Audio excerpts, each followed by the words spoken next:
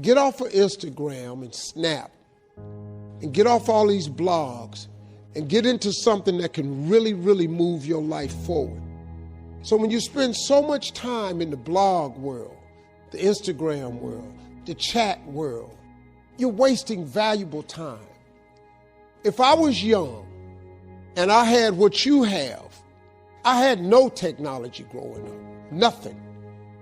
You couldn't download a book. You had to go to the library, find the book, and hope somebody ain't told a page out that you want to read. That's what it used to be. Y'all got Google. You can Google anything. You all have stuff at your fingertips that can make you great. But if you can combine your technology with your parents and your grandparents' work ethic, you could be rich, man. But you cannot erase the work ethic part. There is no getting around. Ain't no elevator to the top. You got to take the stairs. The elevator don't go to the top, man. Not in the world of success. Y'all got to start getting gritty, man.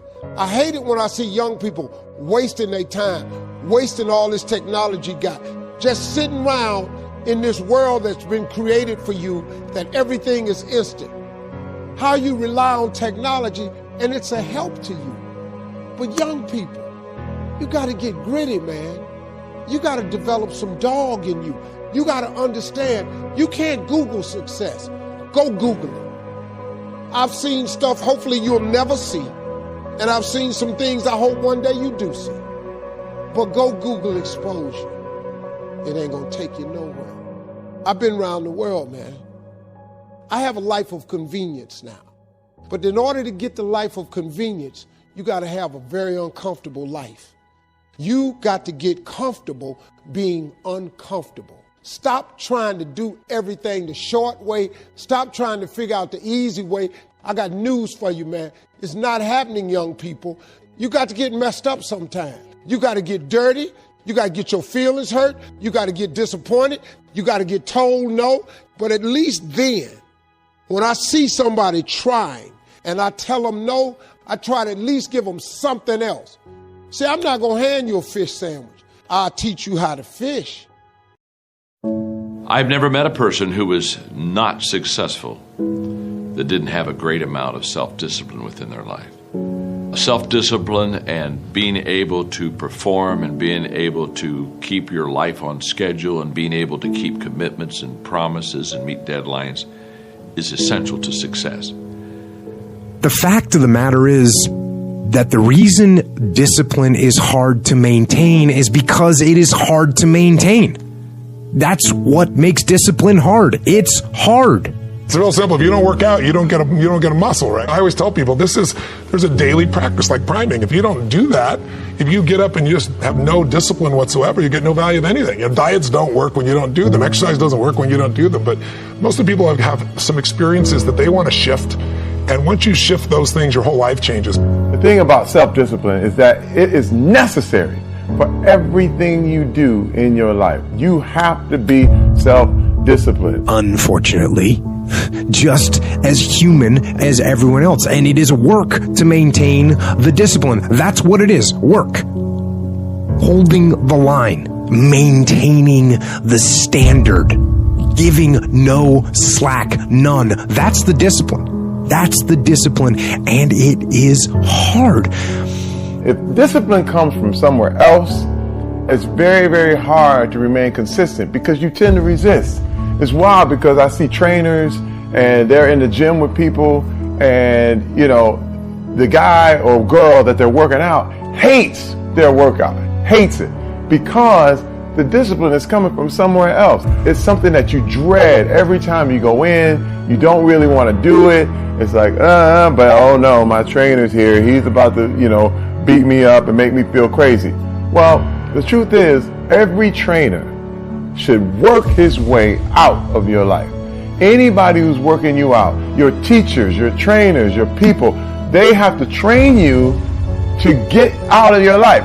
So you can go ahead, do your own workout, do your own thing, practice self-discipline. And if there's one thing I would say that does make it easier, it's to envision what it feels like when you're done. What it feels like after you've worked out, or you've held the line on your food intake, or you've pushed through some monotonous project that you have to do. And all those things, when they're done, they feel good. Contrary to that, envision what you will feel like later when you let the discipline slack.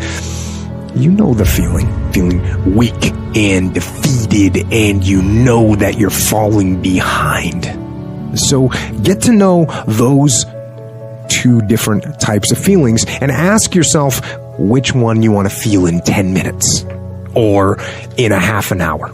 You know, we kind of have this idea that while you're free as a child, and then you have a certain delightful, wonderful, positive freedom as a child, and then that's given up as you approach adulthood. But the truth of the matter is that you have a lot of potential as a child, but none of that is capable of manifesting itself as freedom before you become disciplined. And discipline is a matter of the imposition of order, and the order is necessary, especially for people who are hopeless and nihilistic. And lots of people are hopeless and nihilistic, way more people than you think. And part of that is because no one's ever really encouraged them. And so the book is in part a matter of encouragement. It's like, lay a disciplinary structure on yourself, get the chaos in check, and then you can move towards a state that's freer, because it's discipline first. Like, look, if you're going to become a concert pianist, there's going to be several thousand hours of extraordinarily disciplined practice. That's the imposition of order on your potential, let's say. But what comes out of that is a much grander freedom. And so in virtually every freedom that you have in life that's true freedom is purchased at the price of discipline. When the thing is done, when the discipline has been implemented, remember what that feels like, and then remember that those minutes and those hours, they turn into weeks and months and years, and holding the line in those critical minutes will put you in an infinitely better place, physically and mentally, if you maintain the discipline. So work through the weakness, fight through the temptation, hold the line. Hold the line, maintain the discipline. It is not easy, but it is worth it, because discipline equals freedom. It's all mental, and people don't get it. You know, everybody wants to say, okay, well, here go 10 steps to, okay, Lewis said do 8, E.T. said do 9. You know, this person says this to 12 steps, and everybody's trying to get the steps without the mentality.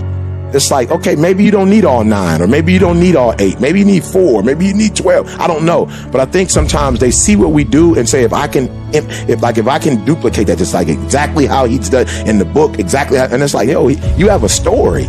You know, you have a unique experience. And so your 12 are shaped by not just your world, but how your world has shaped your thinking. And I think that's the part they're missing. It's like, guys, you know, if it was easy, everybody could do it. If it was a cookie cutter, everybody would just follow it to the T. But there's a mindset. And when I looked at Serena, you know, when I look at the Michael Jordans of the world, Tom Brady, you know, when you look at Michael Phelps, like, it is a mentality. You know, on our new album, The Resolution, I talk about, I got that dog. And I'm not really referring to just this, you know, aggressiveness, but it is a mindset. I saw Belichick said something where, you know, they were like, how you feeling about the Super Bowl? He's like, I'm gonna be honest with you, we're 5 weeks behind. You know what I'm saying? He's like, yo, everybody else is next year. Everybody else is practicing, training. They lost, you know, they and so they're trying to get ready. They're lifting weights, they're reading books, they're, you know, everybody that lost is studying. He's like, yo, what type of mind says we're 5 weeks behind in terms of the Super Bowl? Right, the day after the Super Bowl. So, but again, it's a mentality, and I think a lot of people are missing that mentality.